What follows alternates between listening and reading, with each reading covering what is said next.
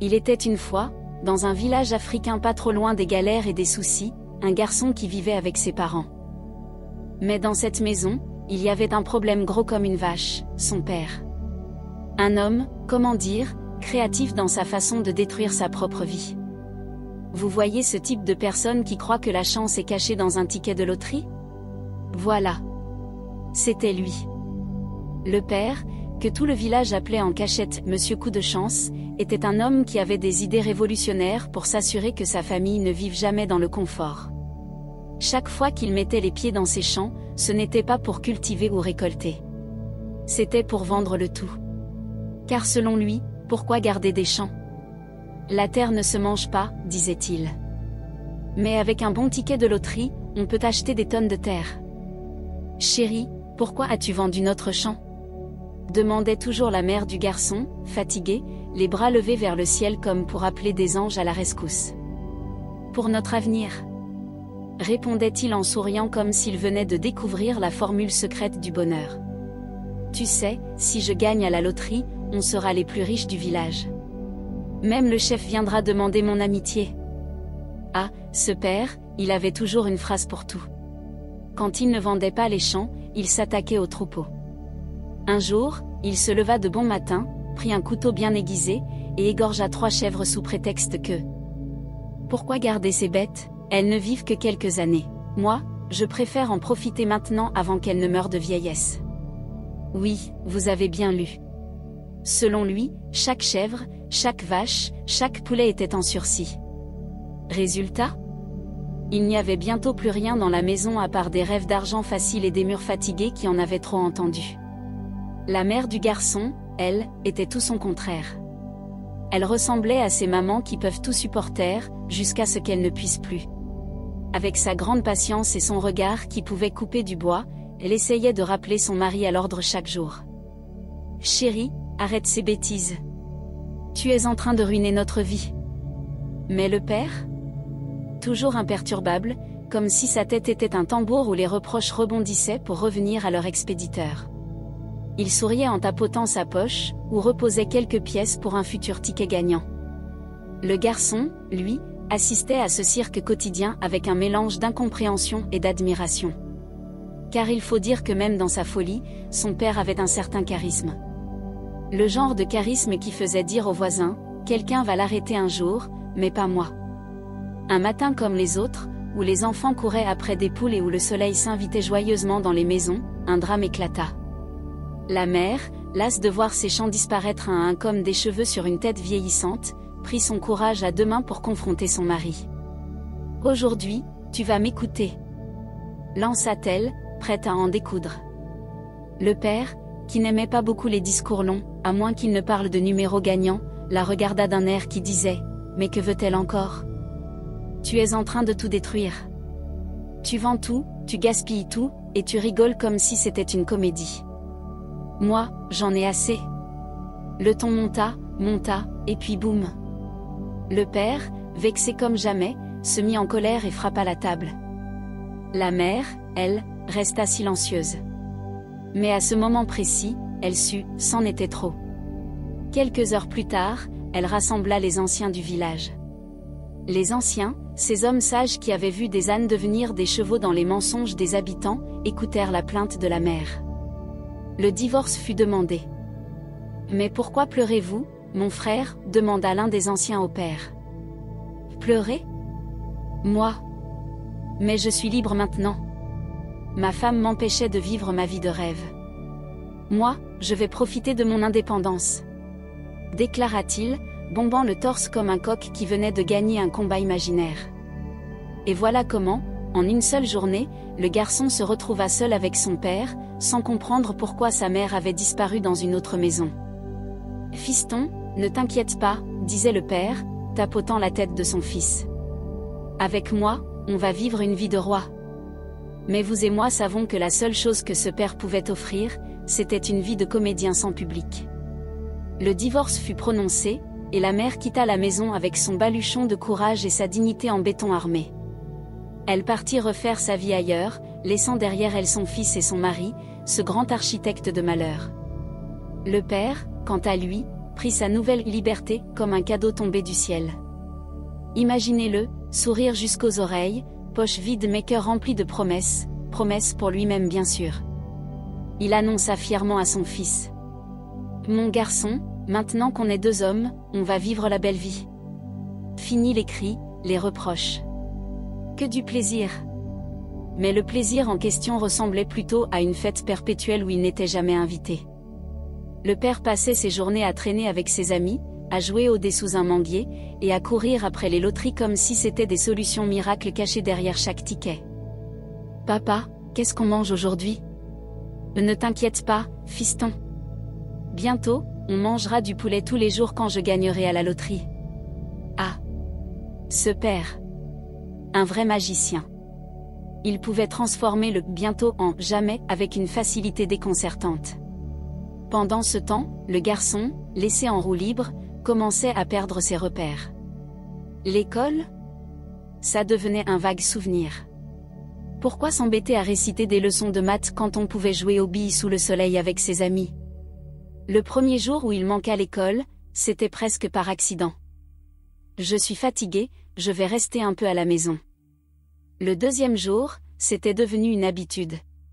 Et au bout d'une semaine, il avait déjà des amis fidèles dans le club très fermé des pros de l'école buissonnière. Ensemble, ils jouaient aux petits aventuriers, exploraient les champs des voisins et rêvaient de devenir riches sans avoir à étudier. Comme quoi, la pomme ne tombe jamais loin de l'arbre. Mon fils, tu vas bien à l'école, n'est-ce pas? Demandait le père distraitement, entre deux parties de dés avec ses camarades. Oui, papa. Je suis même le premier de la classe. Un mensonge facile, avalé tout cru par un père qui n'avait pas le temps de vérifier quoi que ce soit. Après tout, s'occuper des affaires sérieuses comme l'avenir de son fils? Trop fatigant. Il préférait s'assurer que son dernier ticket de loterie était le bon. Mais tout a une fin, même les vacances prolongées d'un enfant. Un jour, le seigneur de l'école, l'enseignant principal, décida de rendre une visite surprise au responsable du garçon. Il arriva un soir, marchant lentement dans la cour de la maison, avec ce regard sérieux qui pouvait faire trembler même les murs. Le père, qui croyait recevoir un invité d'honneur, se précipita pour bien accueillir l'homme. Imaginez-le, assis là, sur une chaise bancale, la chemise débraillée, mais fier comme un roi. Bienvenue chez moi, Seigneur. Le problème? Le père ne comprenait pas un mot de français, et l'enseignant, lui, ne parlait pas la langue locale. Alors le fils, ce petit génie en herbe, s'improvisa traducteur officiel. Monsieur, votre fils ne vient plus à l'école depuis des semaines. Si ça continue, nous serons obligés de le chasser définitivement, disait l'enseignant d'un ton grave. Le garçon, traduit dans sa version librement inspirée. Papa, le maître dit que je suis tellement intelligent que l'école pense me donner une bourse. Le père, ignorant tout du chaos qui se jouait, se mit à sourire comme un enfant à qui on venait d'offrir un bonbon. Vraiment? Une bourse? Mon fils, je savais que tu étais un génie comme ton père. L'enseignant, surpris de voir le père aussi heureux malgré ses avertissements, ajouta. Il y a aussi des frais impayés qui doivent être réglés, sinon il ne pourra pas revenir. Le garçon. Papa, il dit qu'on doit donner un mouton à l'école pour remercier les enseignants d'avoir remarqué mon talent. Et là, sans hésiter, le père courut chercher un vrai mouton. Il le tendit à l'enseignant, tout fier de lui. Merci pour votre travail. Mon fils mérite ça. Gardez ce mouton. L'enseignant, perplexe, repartit avec le mouton sous le bras, marmonnant dans sa barbe. Mais qu'est-ce que je vais faire de ce mouton, moi? Je voulais juste qu'il revienne à l'école. Le garçon, lui, souriait en douce. Un coup de maître.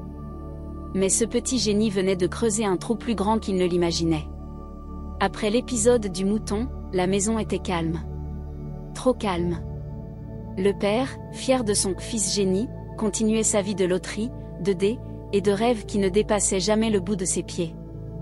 Le garçon, quant à lui, savourait sa victoire, il avait roulé tout le monde dans la farine, comme un boulanger professionnel. Mais voilà, mentir, c'est comme manger du piment, ça brûle doucement, et quand ça explose, ça fait pleurer tout le monde. Un soir, alors que le père ronflait sur sa natte après une longue journée de rien du tout, le garçon se mit à réfléchir. Il était assis dans un coin de la pièce, fixant le dernier billet que son père gardait précieusement sous un vieux pot cassé.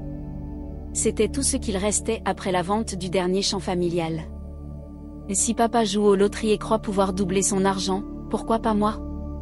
L'idée avait germé dans sa tête comme une mauvaise herbe. Après tout, il avait vu son père gratter des tickets, parier au dé. C'était facile, non? Il attendit que le père tombe dans un sommeil profond, avec ses ronflements qui résonnaient comme un tambour dans toute la maison. Puis, en douce, il s'approcha du pot, prit le billet, et sortit sur la pointe des pieds, le cœur battant comme un tambour d'alerte. Le garçon, sûr de lui, marcha jusqu'à la place du village où les grands joueurs se réunissaient. Là, sous un vieux manguier illuminé par une maigre lampe à pétrole, un groupe d'hommes jouait aux cartes, aux dés, et bien sûr, à la loterie. « Hé petit! Qu'est-ce que tu fais ici » demanda l'un des joueurs, un vieux aux dents aussi rares que les bonnes nouvelles. « Je suis venu tenter ma chance, comme mon père. » déclara fièrement le garçon, exhibant son billet comme un trophée. Les hommes rigolèrent, amusés de voir un enfant aussi audacieux. « Allez, viens donc par ici, futur millionnaire. » Le garçon acheta quelques tickets, les gratta avec énergie, le sourire jusqu'aux oreilles. Mais voilà, la chance, ce soir-là, avait décidé de prendre des vacances ailleurs. Un ticket, perdu.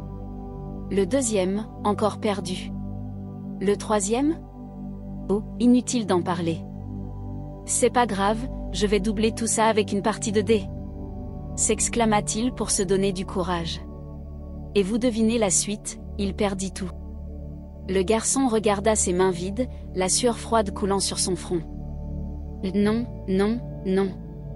Je ne peux pas rentrer comme ça, pensa-t-il, terrifié.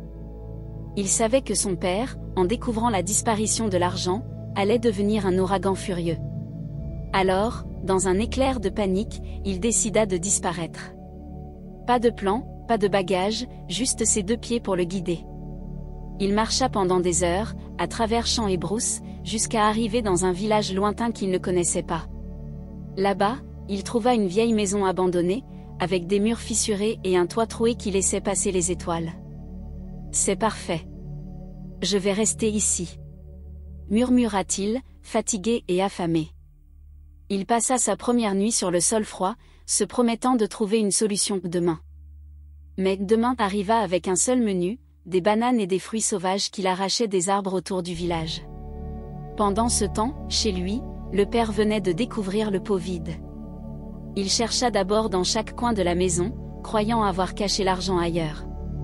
Puis, lorsqu'il réalisa que son dernier espoir financier avait disparu, il sentit la colère monter comme un volcan prêt à exploser. « C'est lui. C'est mon fils qui a fait ça. » Sans perdre une minute, il courut vers l'école, armé d'un fouet flambant neuf qu'il avait pris soin de bien tailler le matin même. À l'école, les choses se compliquèrent davantage. L'instituteur, surpris de voir le père arriver comme un soldat prêt pour la guerre, lui dit calmement. « Monsieur, votre fils n'est plus inscrit chez nous depuis longtemps. Ça fait tout un trimestre qu'il ne vient plus. »« Comment ça ? Mais, et l'enseignant qui est venu chez moi ?» bredouilla le père, le visage blême. « Quel enseignant ? Personne n'a été envoyé chez vous. » C'est à ce moment précis que le père réalisa la supercherie monumentale orchestrée par son fils. Il se sentit trahi, humilié, et surtout, désemparé. Il quitta l'école en titubant, le fouet traînant derrière lui comme un vieux serpent fatigué. De retour chez lui, il s'assit à l'entrée de la maison, le regard perdu dans le vide, répétant doucement. « Mon fils. Pourquoi tu m'as fait ça ? Où es-tu, mon fils ?» La colère s'effaça pour laisser place à l'inquiétude. Car oui, malgré ses défauts et ses erreurs, cet homme aimait son fils. Mais son amour, maladroit et aveugle, arrivait toujours trop tard. Les jours passaient, et le père, toujours assis devant sa maison, avait l'air d'une statue désespérée sculptée par la tristesse. Les voisins, intrigués, passaient en lançant des commentaires. Ah, quand on élève un enfant comme un mouton, il finit par bêler n'importe où. Mais où est passé ton fils ? Il a sûrement rejoint les chèvres dans la brousse. Ces remarques ne faisaient qu'ajouter du poids sur ses épaules déjà courbées par la honte. Le père regardait le sentier poussiéreux chaque soir, espérant voir son fils revenir, même avec ses bêtises collées sur le dos. Mais rien. De son côté, le garçon avait élu domicile dans sa maison abandonnée. Chaque jour, il ressemblait un peu plus à un petit sauvage des champs. Ses vêtements étaient sales, ses cheveux ébouriffés comme un nid d'oiseau, et il vivait de bananes vertes volées dans les plantations voisines. Un matin, alors qu'il mangeait un fruit pas encore mûr, qui lui donna une grimace digne d'un clown triste, il se dit « Peut-être que papa ne va même pas me chercher. Peut-être qu'il est content sans moi. » Mais dans son cœur d'enfant, quelque chose lui manquait, les sermons maladroits de son père, son rire bruyant quand il gagnait un pari, et même ses ronflements qui ressemblaient à une vieille moto. Ce jour-là, une idée folle germa dans son esprit. Et si je retournais voir ? Juste pour voir de loin, s'il pense encore à moi. Le garçon se mit en route, avec la discrétion d'un chat de gouttière, ou presque. Quand il arriva près de chez lui, il se cacha derrière le vieux manguier où les joueurs de loterie se retrouvaient souvent. De loin, il vit son père, assis devant la maison, la tête baissée, le regard perdu dans l'horizon. Mais ce n'était pas tout. Le père parlait tout seul, comme s'il s'adressait à un fantôme. « Mon fils. Tu sais, j'ai peut-être été un mauvais père. J'ai vendu nos champs, j'ai égorgé nos bêtes, et je t'ai laissé faire n'importe quoi. Mais je t'aime. Reviens, mon garçon, reviens. » Le garçon sentit une boule dans sa gorge.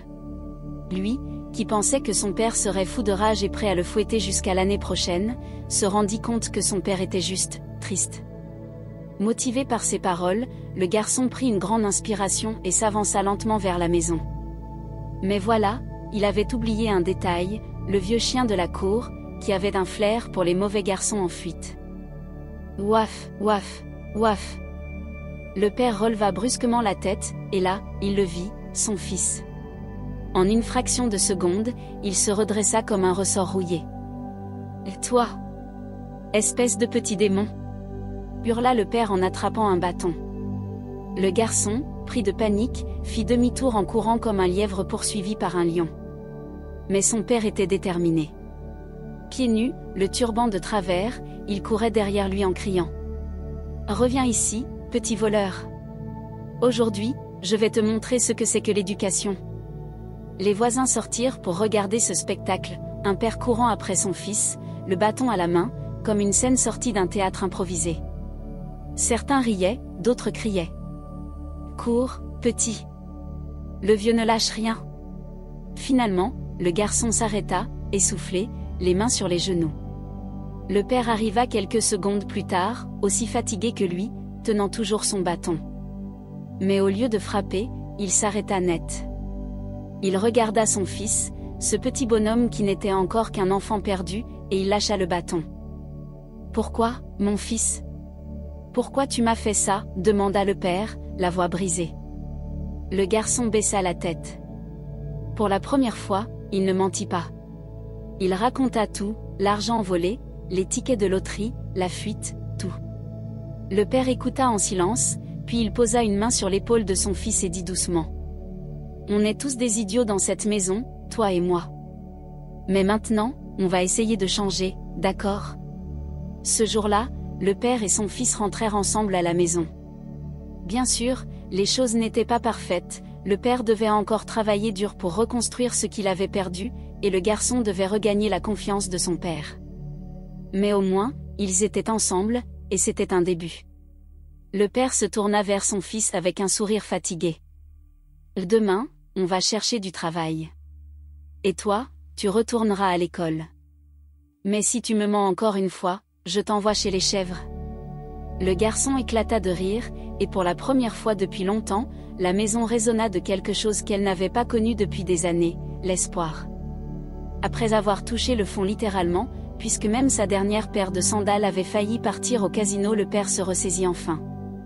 Oui, messieurs dames, même les plus têtus finissent par ouvrir les yeux, souvent quand il ne reste plus que la poussière à vendre. Son fils, qu'il avait bien roulé dans la farine, comme quoi, un enfant malin vaut mieux qu'un conseiller financier, décida de le remettre dans le droit chemin. « Papa, tu sais creuser des dettes, mais tu sais aussi creuser pour de vrai. Allez, viens bosser. Et c'est ainsi que le père prit son courage, un marteau et une pelle, et se lança dans le travail. Au début, ce n'était pas glorieux. Un jour, il rentra avec une piécette. Le lendemain, avec 2 piécettes. Mais au fil des semaines, l'argent recommença à s'accumuler, un peu comme les dettes avant, sauf que cette fois, ça allait dans le bon sens. Une fois qu'il avait un peu de sous et beaucoup de sueur au compteur, le père prit une décision solennelle, retourner voir la maman de son fils. Il voulait lui montrer que même un homme qui tombe plus bas que terre peut finir par se relever. Quand il arriva chez elle, c'était la surprise. Elle, toujours aussi belle avec son tablier bien ajusté. Toujours aussi travailleuse comme si elle avait 1000 vies. Et surtout, toujours prête à écouter, même si ses bras étaient croisés, prêt à lui rappeler ses bêtises. Le père, humble comme jamais, lui dit : « Je sais que j'ai tout gâché, mais aujourd'hui, j'ai changé. J'ai un travail, je gagne de l'argent honnêtement et je veux reconstruire notre famille.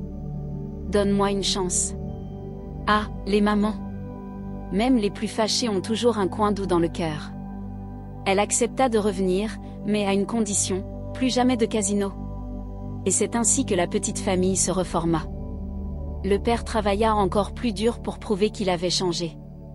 Son fils, fier de lui, se mit à l'aider, et même la maman, qui n'avait jamais cessé de travailler, trouva enfin le temps de souffler un peu. Mais alors, le meilleur dans tout ça ?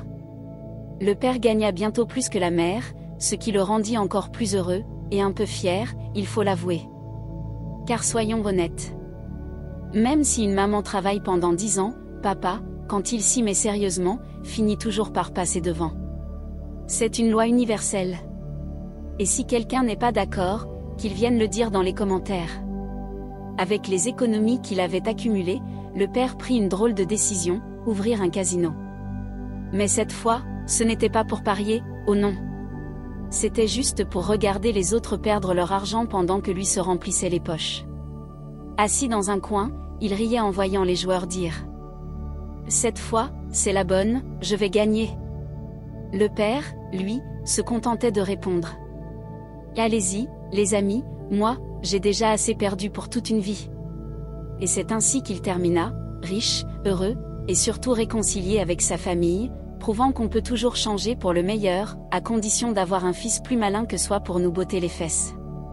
Vas-y, abonne-toi, sinon ton fils finira exactement comme toi ou comme son tonton, un amoureux du casino.